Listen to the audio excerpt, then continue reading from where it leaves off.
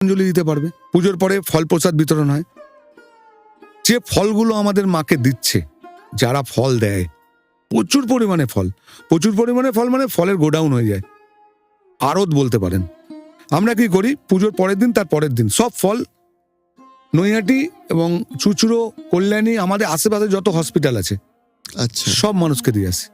আপনি জানেন তো, একটা অসুস্থ মানুষ যখন বড় মায়ের ফল পাবে বা কোন ঠাকুরের ফল পাবে, তার মনে যে একটা শান্তি পাবে না, তাতে তো রোগ 50% কমে যায়। মানসিক শান্তি, মানসিক শান্তি যেই পাবে না, তার রোগ 50% কমে যাবে। একদম সঙ্গে আমরা একটা করে ছবি দিই মায়ের, শুভকামনা। শুভকামনায়। এটা হলো। তারপরে আমরা ভোগ ডিস্ট্রিবিউট করে দেবো। রাস্তায় মানুষ ভোগ পাচ্ছে এবং নৈহাটির প্রচুর মানুষকে আমরা ওই দিনকে প্যাকেট করে ভোগ পাঠাই। রাত্রের 9টার সময় আবার পুজো হবে, একটা আরতি। আচ্ছা, সেই সময় শীতল ভোগ হবে। প্রথম দিন থাকবে লুচি,